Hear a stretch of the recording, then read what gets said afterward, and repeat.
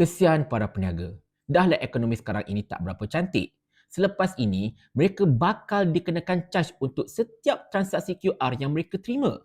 Apa nak jadi ekonomi kita ni tuan-tuan puan-puan sekalian? Kita intro dulu!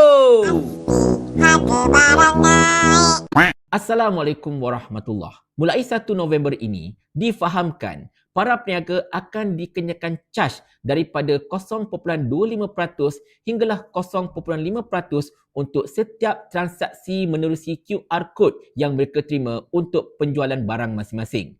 Perkara ini telah pun diumumkan menerusi satu email yang telah dihantarkan oleh RHB Reflex dan kabarnya benda ini meliputi kesemua bank. Sebelum ini tuan-tuan puan-puan sekalian, QR Code ini cajnya hanya akan dikenakan kepada para peniaga sebanyak 50 sen apabila transaksi itu melebihi jumlah RM5,000.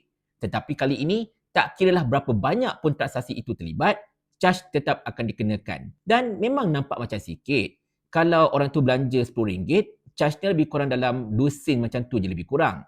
Tetapi 2 sen pun tetap duit. Tetap merupakan penolakan untung. Dan kalaulah pada satu hari itu transaksi melalui QR melibatkan ribuan ringgit sebagai contohnya, sudah tentulah jumlah yang ditolak itu akan menjadi lebih banyak.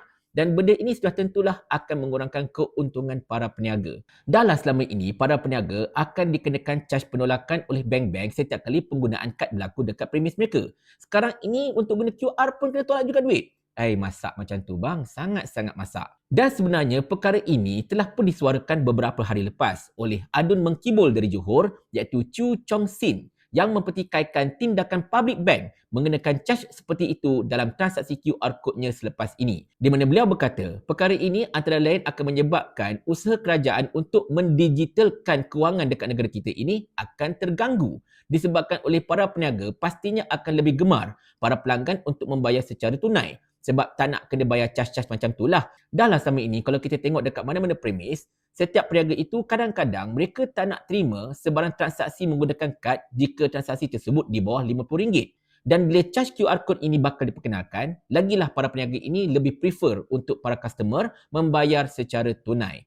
Dan betul juga kata Chu Chong Sin tersebut, benda ini akan menyebabkan usaha kerajaan untuk mendigitalkan proses kewangan dekat negara kita ini, mendigitalkan transaksi jual beli dekat negara kita ini akan terganggu. Terutamanya untuk para peniaga kecil dan juga sederhana. Di mana kata Chu Chong Sin, beliau telah memanjangkan perkara ini kepada pihak Bank Negara Malaysia dan juga kepada Perdana Menteri yang juga merangkap Menteri Kewangan, Datuk Seri Anwar Ibrahim untuk tindakan selanjutnya. Chu juga telah memetik dekat China, di mana China mengamalkan dasar untuk sama ada mengecualikan ataupun mengurangkan sebarang caj transaksi digital bagi menggalakkan perniagaan.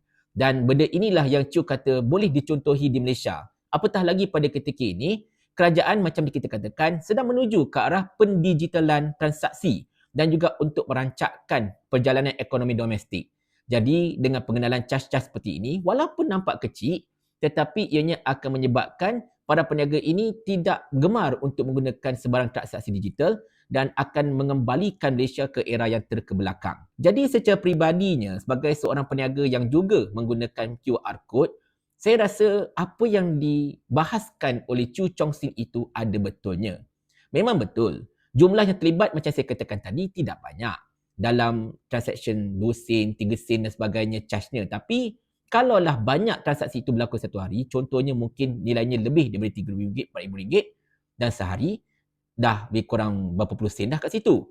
Kalikan dengan sebulan, banyak juga keuntungan yang tertarik dari situ. Sedangkan macam mana kita tahu, keuntungan-keuntungan ini adalah vital untuk para peniaga.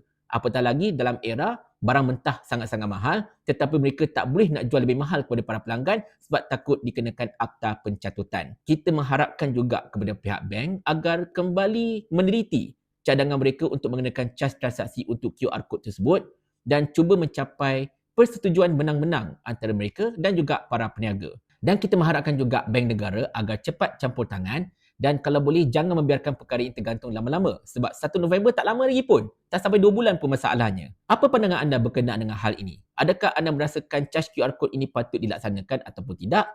Saya menanti pandangan anda di ruangan komen.